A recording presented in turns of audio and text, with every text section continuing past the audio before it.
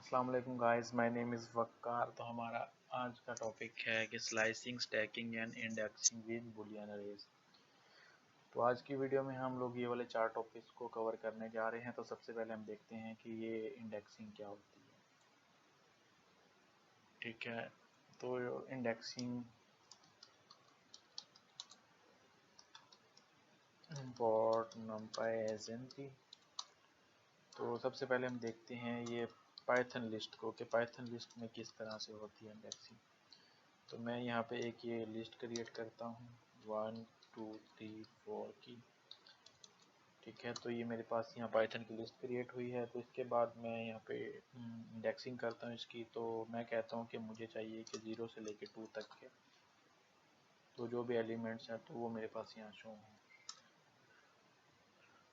तो इसने मुझे यहाँ पे शो किया है 1 और 2। ठीक है, तो इसने 0 और 1 को कॉल किया है तो 2 को इसने तो यहाँ पे मिस कर दिया है। तो ये हमारी पाइथन लिस्ट का बिहेवियर है। ठीक हो गया। तो इसके बाद मैं अगर इसको करता हूँ कि 0 से 3 तक चाहिए तो ये मुझे रिज़ल्ट देगा कि 1 2 3। ठीक हो गया। तो इसके बाद तो मैं इसमें ये नेगेटिव या रिवर्स इंडेक्सिंग भी कर सकता हूँ। तो मैं तो जैसे ही यहाँ पे -1 लिखूँगा तो इसने मुझे यहाँ पे दिया 4। ठीक है, तो ये रिवर्स इंडेक्सिंग में ऐसे होता है कि जैसे ही आप अपनी वैल्यू के साथ माइनस लगाते हैं तो ये बैक साइड से इसको काउंट करना स्टार्ट कर देता है इस तरह। तो जिस तरह मैं यहाँ पे करता हूँ कि -2 तो मेरे पास अब आएगा 3। ठीक हो गया। अब हम यहाँ पे चलते हैं कि numpy अरे की इंडेक्सिंग। ठीक है, तो कैसे होगी वो। तो इसके लिए मैं ऑब्जेक्ट क्रिएट करता हूँ np.array। उसके बाद मैं कर देता हूँ 1 2 3 4। ठीक है, तो ये मेरे पास क्रिएट हो गई। तो इसके बाद मैं यहाँ पे इसको फैच करता हूँ b।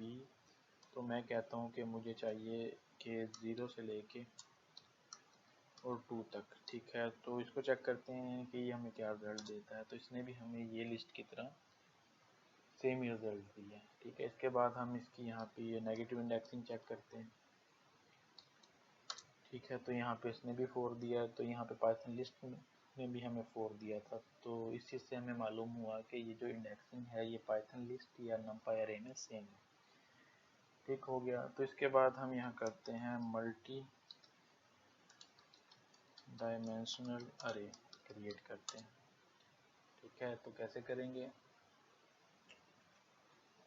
उसके लिए हम यहाँ पे करते हैं सी के बाद हम करते हैं np.array। उसके बाद हम करते हैं कि मैं पहली अरे क्रिएट करता हूँ 6 7 8 की।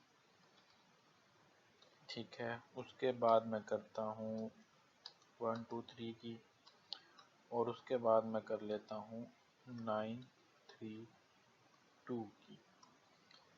ठीक हो गया। तो ये मेरे पास 2 डायमेंशनल अरे या मल्टी डायमेंशनल अरे क्रिएट हो गई। ठीक है,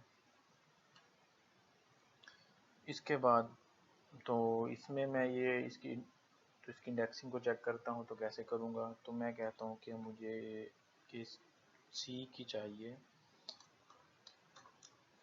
कि फर्स्ट रो का मुझे सेकंड कॉलम चाहिए। तो इसने मुझे यहाँ पे दिया 3। ठीक है, तो ये 3 कैसे आया। तो ये हमारी यहाँ पे 0 रो है और ये 1 है और ये 2 है।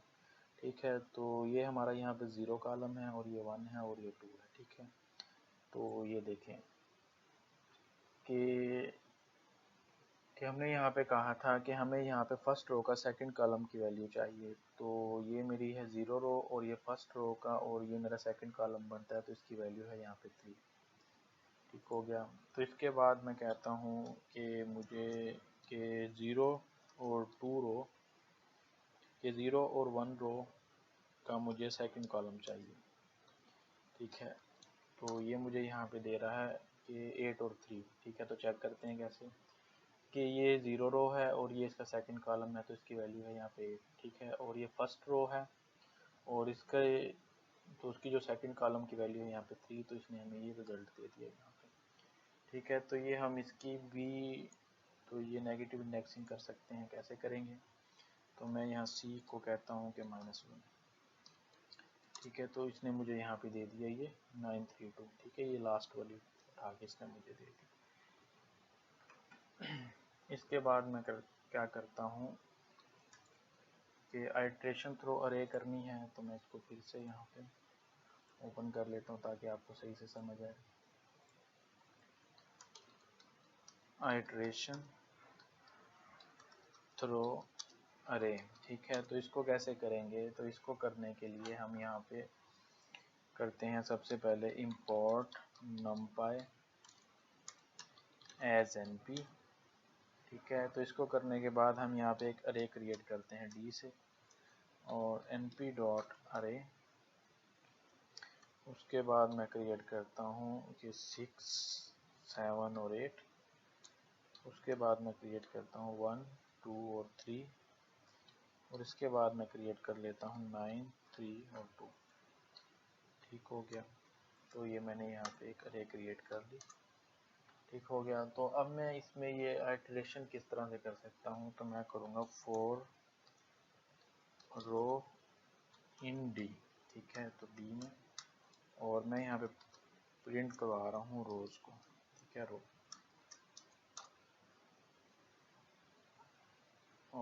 तो ये मैंने यहाँ पे सिंटैक्स गलत लिखा है, for रो इन डी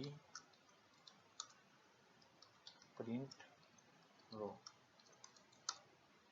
ठीक है, तो ये इसने हमें यहाँ पे सारी रोज यहाँ पे प्रिंट करवा दी। ठीक है, कि 6, 7, 8 वाली रो है, 1, 2, 3 है, और 9, 3, और इसके बाद आपके पास 9, 3, 2 है।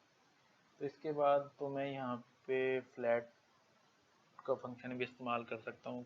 तो फ्लैट के फंक्शन में ये होगा कि ये जो आपकी सारी वैल्यू, तो ये आपकी इसमें एक ही लाइन में आ जाएंगी।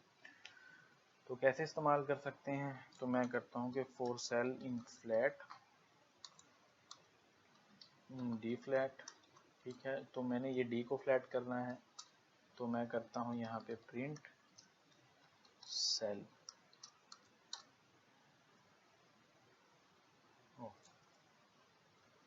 फॉर सेल इन फ्लैट के मैंने स्पेलिंग गलत लिखे, FLAT फ्लैट होगा। ठीक है, उसके बाद मैंने करना है प्रिंट। प्रिंट किसको करना है मैंने? तो यहाँ पे प्रिंट करना है मैंने सेल को। तो ये देखें कि ये मेरे पास सारी वैल्यूज यहाँ पे फ्लैट हो गया आ गई। ठीक है, 6, 7, 8, 1, 2, 3, 9, 3, 2। ठीक हो गया, तो ये सारी वैल्यूज मेरे पास इस तरह एक लाइन में आ गई। इसके बाद हम क्या करते हैं? तो हम यहाँ पे करते हैं कि स्टैकिंग। ठीक है, तो स्टैकिंग हम किस तरह करेंगे? तो स्टैकिंग के लिए मैं बनाता हूँ यहाँ पे एक ई बनाता हूँ ऑब्जेक्ट। उसमें मैं कहता हूँ np डॉट ए रेंज मैंने क्रिएट करनी है। ठीक है, तो अब ये मैं तो यहाँ पे ये अरे इस तरह क्रिएट कर रहा हूँ, ये अरे फंक्शन के थ्रू, ये ए रेंज फंक्शन के थ्रू। ठीक है, तो ये मैंने कहता हूँ कि जो मेरे पास वैल्यू हो 6 हो, और रीशेप मैं उसको कर दूँ। ठीक है, तो जिसमें 3 कॉलम्स के 3 रोज मेरे पास बने और 2 कॉलम्स बने। ठीक है, तो ये देखें, तो ये मैंने यहाँ पे अरे क्रिएट की, मेरे पास यहाँ पे 2 कॉलम और 3 रो बन गई। ठीक है, तो ये 2 कॉलम और 3 रो। ठीक है, इसके बाद मैं क्रिएट करता हूँ F, फिर मैं करता हूँ np a रेंज की कमांड यूज़। उसके बाद मैं कहता हूँ कि मेरे पास 6 और 12 डॉट रीशेप हो जाए 3 और 2 में। ठीक है, तो ये देखें कि ये मेरे पास क्रिएट हो गई। ठीक है, कि ये 6 से स्टार्ट हुई और ये 12 तक की मैंने क्रिएट की। ठीक है, तो ये मेरे पास यहाँ पे 2 अरेज बन गई। अब मैं इनको, तो पहले मैं इनको करता हूँ वर्टिकली। ठीक है, तो मैं इनको तो स्टैकिंग करता हूँ। ठीक है, तो मैं इनको यहाँ पे ऐड करता हूँ वर्टिकली। कैसे करूँगा? np डॉट वी स्टैक का मेरे पास फंक्शन है, तो वर्टिकल करने के लिए, और मैंने किसको करना है? तो मैंने करना है E और F को। ठीक है, तो ये देखें कि ये मेरे पास यहाँ पे ये वर्टिकली स्टैक हो गए। ठीक है, तो ये दोनों अरेज मेरे पास यहाँ पे वन बॉक्स में आ गए। ठीक है, तो पहले ये फर्स्ट वाली आई, उसके बाद ये सेकंड वाली आई। ठीक है, तो मैं इसके बाद इसको ये कि इस तरह के हॉरिजेंटली भी कर सकता हूँ। तो किस तरह करूँगा हॉरिजेंटली उसके लिए मेरे पास कमांड है np.hstack, ठीक है। तो किस किस को करना है, मैंने ई और एफ को करना है, तो ये मेरे पास हॉरिजेंटली भी हो गई, ठीक है। तो ये सारी कि ये दोनों आपस में ऐड हो गई, ठीक है, कि 0 1 और फिर 6 7 फिर 2 3 और इस तरह सारी हो गई। इसके बाद आता है कि मेरे पास ये कि स्प्लिट का फंक्शन आता है, ठीक है। तो ये स्प्लिट का फंक्शन हम किस तरह से इस्तेमाल कर सकते हैं, ठीक है। तो हमने स्प्लिट करना है SPLIT स्प्लिट। तो कैसे करेंगे, तो मैं यहाँ क्रिएट करता हूँ एक G object np dot arrange. उसके बाद मैं कहता हूँ कि मैंने के 30 उसकी वैल्यूज़ लेनी है और उसको मैंने रीशेप कर देना है। किस चीज़ में रीशेप करना है, मैंने उसकी 2 रोज़ बनानी है और मैंने 15 कॉलम उसके बनाने हैं, ठीक है। तो ये मेरे पास क्रिएट हो गई कि इसकी 2 रोज़ हैं और इसमें 15 कॉलम्स हैं, ठीक है। अब मैं क्या करता हूँ कि अब मैं इनकी करता हूँ वर्टिकली स्लाइसिंग करता हूँ 3 डिफरेंट एंड इक्वल उसमें, ठीक है, साइज़ की अरेज में। तो मैं इनके यहाँ पे 3 पीसेज करता हूँ। कैसे करूँगा 3 पीसेज, तो मैं इनके करता हूँ पहले ये हॉरिजेंटली, ठीक है, np.h SPLIT स्प्लिट की कमांड में यूज़ करूँगा और मेरे इसका नाम है जी और मैं करता हूँ कि 3 कर दें इसकी, ठीक है। तो ये देखें कि मेरे पास यहाँ पे ये 3 अरेज बन गई, फर्स्ट सेकंड एंड थर्ड, ठीक है। तो मैं इनको यहाँ पे क्लियर देखना चाह रहा हूँ, तो मैं इसको करता हूँ कि एक ऑब्जेक्ट में इसको स्टोर करवा देता हूँ ताकि मैं जैसे ही ऑब्जेक्ट को कॉल करूँ तो ये आपको यहाँ पे शो हो जाए, ठीक हो गया। तो ये रिज़ल्ट मैं कॉल करता हूँ 0 को, ठीक है। तो ये मेरे पास यहाँ पे पहली रे आ गई, ठीक है, रे आ गई। उसके बाद मैं करता हूँ कि रिज़ल्ट 1, तो ये मेरे पास सेकंड वाली आ गई और मैं ये रिज़ल्ट 3 करूँगा तो ये मेरे पास और रिज़ल्ट 2, तो मेरे पास तो सिर्फ ये 3 अरेज थी। तो ये देखें कि ये मेरे पास यहाँ पे ये तीनों रेज सेपरेट भी आ गए, ठीक है। तो ये 15 वाली है, ये 0 और 15 वाली, ठीक है। तो उसके बाद ये है 5 और 20 वाली और उसके बाद है ये 10 और 25 वाली, ठीक है। तो इसके बाद हम इसको ये पहले हमने ये हॉरिजॉन्टल किया, उसके बाद हम इसको ये वर्टिकली भी कर सकते हैं, ठीक है। तो इसके बाद आता है टॉपिक हमारे पास कौन सा है, इंडेक्सिंग विद बुलियन, ठीक है। तो ये कैसे करेंगे, तो यहाँ पे हम क्रिएट करते हैं एक ऑब्जेक्ट, ठीक है, ए के नाम से np डॉट ए रेंज का फंक्शन यूज़ करके। तो मुझे उसमें तो 12 वैल्यूज़ चाहिए, तो मैं उसको रीशेप कर देता हूँ, किसमें ए रीशेप में कर देता हूँ कि मुझे इसमें 3 रोज़ चाहिए और 4 कॉलम्स चाहिए, ठीक है। तो ये क्रिएट हो गई मेरे पास, ठीक है। तो मैं यहाँ पे ये किस तरह से इस्तेमाल कर सकता हूँ ये बुलियन वाला, कि मैं कहता हूँ कि a इज़ ग्रेटर देन 4 की, ठीक है। तो मैं यहाँ पे b को प्रिंट करता हूँ। तो देखें कि मेरे पास के जो भी वैल्यूज़ यहाँ पे 4 से छोटी थी, ठीक है, कि 0 1 2 3 4, तो इसने उसको फॉल्स कर दिया है। और ये जो भी वैल्यूज़ यहाँ पे मतलब कि 4 से बड़ी थी तो इसने उसको ट्रू कर दिया है, ठीक है। तो ये इसने हमें यहाँ पर रिजल्ट दिया है इसमें बुलियन में, ठीक हो गया। तो इसके बाद हम तो ये कर सकते हैं कि हम इनकी जगह ट्रू फॉल्स की जगह यहाँ पे कोई भी नंबर शो करवा सकते हैं, ठीक है।